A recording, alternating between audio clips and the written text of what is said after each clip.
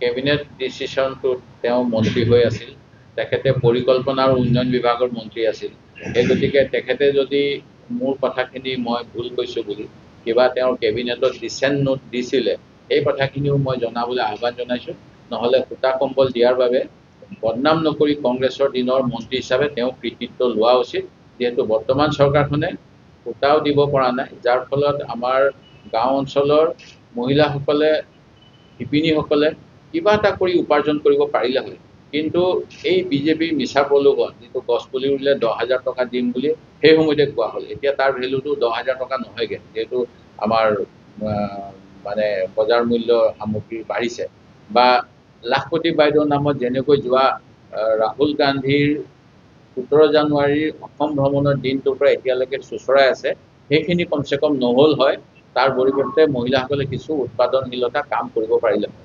আৰু এইখিনি নকৰি পেলাই অসমীয়া মহিলাসকলৰ তেওঁ অফিচে অফিচে যেনেকৈ চোচৰাই ফুৰিলে, এইটো অতি দুৰ্ভাগ্যজনক। সংখ্যা লৈ পেলাই আমাৰ দেশৰ অৰ্থনীতি ডুবাব বিচাৰিছে নেকি, সেইটো মোৰ কিন্তু সন্দেহ হৈ থাকে। বিপ্লৱ শৰ্মা কমিটিখনক লৈও অসমীয়া মহিলাৰ যি শ্লীলতা হানি কৰিলে এই পঞ্চায়ত নিৰ্বাচনক গইনা লৈ, সেইটো কিন্তু এটা নজিৰবিহীন ঘটনা হিচাপেই আমি ক'ব লাগিব। মুখ্যমন্ত্ৰী মহোদয়ে স্পষ্টভাৱে ৰাজনৈতিক কাৰণত সেই কমিটিত ভাষ্য দিয়া এজন লোকৰ যিখিনি বক্তব্য, সেইখিনিকে তিলটোকে তাল কৰি অসমৰ মহিলাসকলৰ সন্মান হানি কৰা মন্তব্য দিলে, যাৰ বাবে ময়ো ৰাজ্যিক মহিলা আয়োগক এটা পত্ৰ লিখি গোচৰ ল'বলৈ দাবী জনাইছোঁ। কাৰণ যিজন ব্যক্তিয়ে এইখিনি কথা ক'লে, তেওঁক চৰকাৰী ৰাজসাক্ষী হ'বৰ যোগ্যতা নাই বুলি CBI আদালত আৰু গুৱাহাটীৰ হাইকোৰ্টে তেওঁৰ ৰিকুৱেষ্ট টাৰ্ণ ডাউন কৰিছিল। তাৰপিছত গৈ তেখেতে এটা ভাষ্য দিছে, সেইটো কিন্তু বিপ্লৱ শৰ্মা কমিটিৰ ভাষ্য নহয়।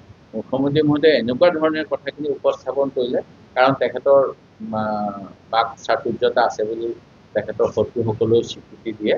গতিকে মিছাক সঁচা কৰিবলৈ তেওঁৰ যি যত্ন, সেই যত্নটো তেওঁ কৰিলে, কিন্তু ইয়াৰ আমি প্ৰতিবাদ কৰিছোঁ। অসমৰ বিধানসভা সমষ্টি হ'ব, একোটা সমজিলা বনাইছিল, আৰু এই সমজিলাবিলাক একোটা বিধানসভা সমষ্টি এখনহে জিলাত থাকিব। এই চৰকাৰখন কিমান মিছলীয়া, মুখ্যমন্ত্ৰীৰ কথাৰ যে কোনো ভেলু নাই, সেই কথাটোৱে মোক সোঁৱৰাই দিব খুজিছে।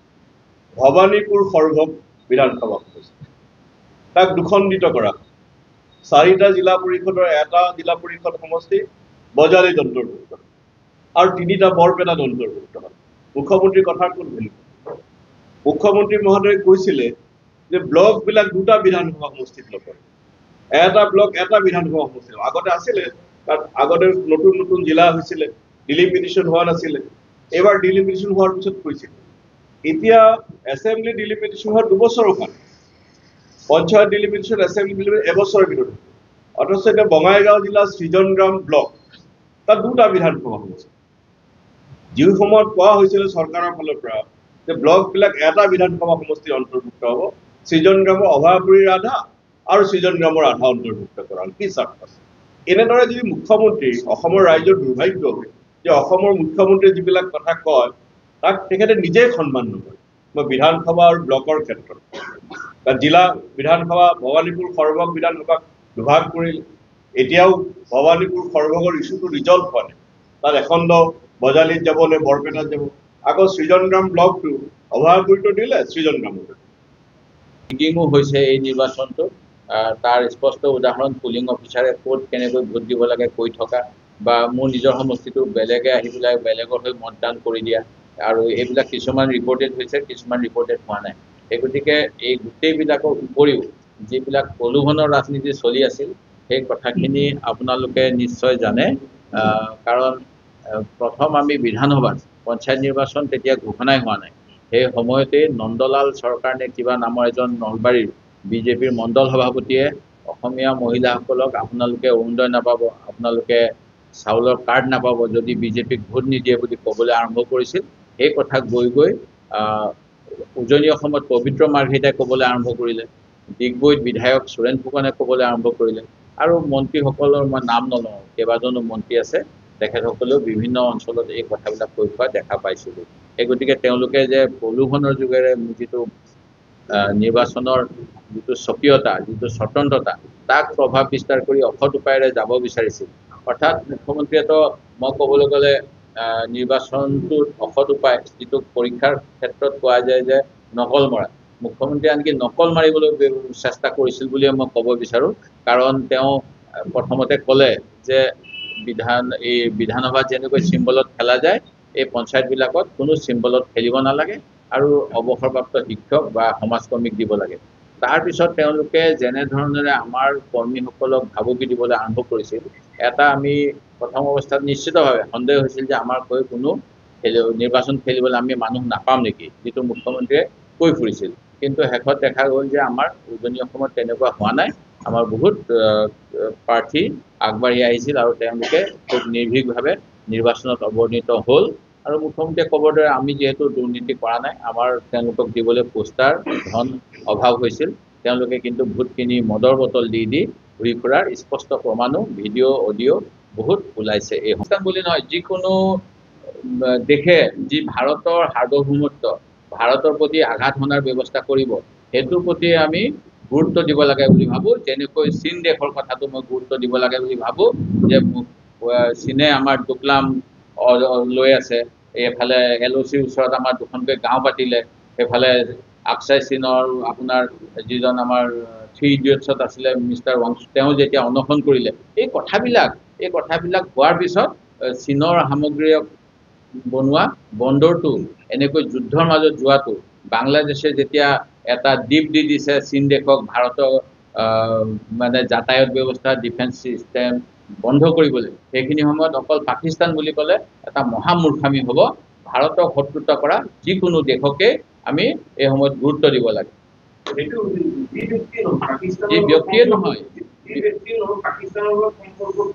সম্পৰ্কটো আপোনাৰ যদি কাৰোবাৰ যিকোনো এজনৰ আপুনি সুসম্পৰ্ক দুটা আছে নহয়, আপুনি সম্পৰ্ক বুলি ক'লে ইট ইজ এ ৰং ইণ্টাৰপ্ৰিটেশ্যন।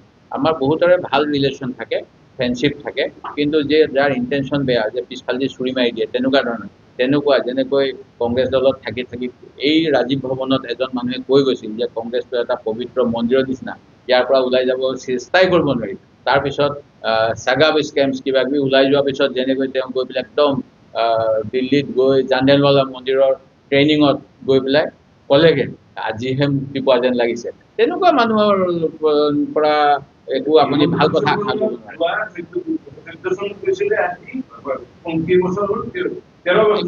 মই ডক্টৰ হিমন্ত বিশ্ব শৰ্মাৰ বিষয়ে মই কাৰো ব্যক্তিগত আক্ৰমণ কৰিব বিচৰা নাই। আপোনাক সাংবাদিক মহোদয় অনুৰোধ কৰিছোঁ, এনেকুৱা প্ৰশ্ন নুসুধিব। ইছ্যু লৈ পেলাই মই কৰিছোঁ, ইছ্যু লৈ কৰিছোঁ। কিন্তু মই যোৱাকালি কৈছোঁ যে মই এতিয়াই এই বিষয়ত মতামত নিদিওঁ, কাৰণ তেখেতে কেতিয়াবা আমাক গালি পাৰে, তাৰপিছত খং উঠিছিল কাৰণে গালি পাৰিব, অৰ্থাৎ প্ৰত্যাহাৰো কৰে। যেনেকৈ এতিয়া উজনিত গৈ চকুৰ আলি আমাক গালি পাৰি, তাৰপৰা কৈছে মই আপোনালোকৰ ল'ৰা মাফ কৰি দিয়ক। তেনেকুৱা ধৰণৰ হ'লে মানে ৰাজনীতিত স্পষ্টতা নাথাকিলে অলপ দিগদাৰ ক'বলৈ। মই আৰু 2 দিনমান অপেক্ষা কৰিম, তাৰপিছতহে ৰাজনৈতিক মন্তব্য দুটামান দিম। ভোট বিভাজন সম্পূৰ্ণ হৈছে। মই দেখা পাইছোঁ শিৱসাগৰ জিলাতে এনেকুৱা হৈছে। শিৱসাগৰ জিলাত তেখেতসকলৰ দলৰ ফালৰ পৰা 9, 10, 11 তাৰিখে কংগ্ৰেছৰ লগত এলায়েন্স লাগে বুলি আমাৰ জিলা সভাপতিক অনুৰোধ কৰিছিল। 9, 10, 11 আছিল, আপোনালোকে মন কৰিব, ডেট অফ ফাইলিং নমিনেশ্যন। তাৰ আগতে কিন্তু পাৰ্টিৰ ডিচিশ্যন লয় উঠাব নে নুঠাই, কোন পাৰ্টি চুইটেবল হ'ব। সেইখিনি সময়ত ৰাইজৰ দলৰ লোকেল কমিটিখন একেবাৰে নীৰৱ হৈ আছিল। 9, 10, 11 যেতিয়া আলোচনা হ'ল, মই জিলা সভাপতিৰ পৰা গম পাইছিলোঁ। তাৰপিছত তেওঁলোকে আলোচনা কৰি আছিল কিবা এটা এডজাষ্টমেণ্ট কৰিব পাৰিম। 16 তাৰিখৰ দিনা দুপৰীয়া মোলৈও এখন পত্ৰ দিলে আৰু মই তেওঁক মেছেজো দিলোঁ। 16 তাৰিখে কিন্তু সেই 12 ঘণ্টাৰ ভিতৰত কংগ্ৰেছৰ দেৱব্ৰত শইকীয়া, গৌৰৱ গগৈ আৰু কোনোবাই মানে এলায়েন্স নিবিচাৰে বুলি তেখেতসকলৰ এজন শীৰ্ষ নেতাই চিঠিখনো লিক কৰিলে ছ'চিয়েল মিডিয়াত আৰু আমাৰ বিষয়ে লিখিলে। কিন্তু মই ভাবোঁ 17 তাৰিখৰ আবেলি 4 বজালৈকে আমাৰ উইড্ৰলৰ সময় আছিল। সেই গতিকে এই কথাখিনি আমাৰ আলোচনা চলি আছিল। তেওঁলোকে একেবাৰে স্থিতিটো এনেকুৱা কঠোৰ ল'ব নালাগিছিল। আৰু এনেকুৱা কৰাৰ ফলত উজনিত কিছু ভোট বিভাজন হৈছে। নামনিৰ কথাটো এতিয়া ইলেকশ্যনৰ পিছত গম পাম, ক'ত তেওঁলোকে প্ৰাৰ্থী দিছে। যেতিয়া ওলাব যে আপোনালোকে লিখিব সমীক্ষাত যে আমুকে 2জন প্ৰাৰ্থী দি দিয়াৰ কাৰণে বিজেপি সৰকি গ'ল, UDF সৰকি গ'ল, তেতিয়া গম পাম গোটেই কথাখিনি। সেইকাৰণে মই দুদিনমান অপেক্ষা কৰিবলৈ কৈছোঁ, এঘাৰতে গম পাম।